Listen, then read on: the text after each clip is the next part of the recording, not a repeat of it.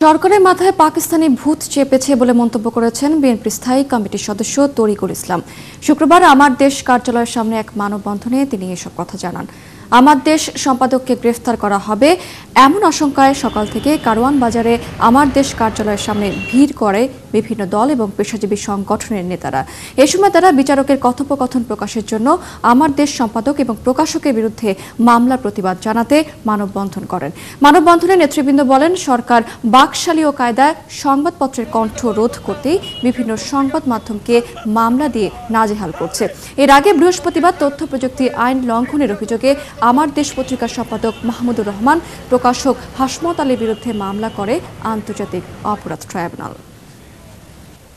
বুদ্ধিজীবী দিবস, আজকে বুদ্ধিজীবীদের প্রতি আমরা হৃদয় ঢালা শ্রদ্ধা জানাচ্ছি। মাহমুদুর রহমান বা সাংবাদিক বৃন্দ, লেখক, সাহিত্যিক, তারাও আমাদের সমাজে বুদ্ধিজীবী।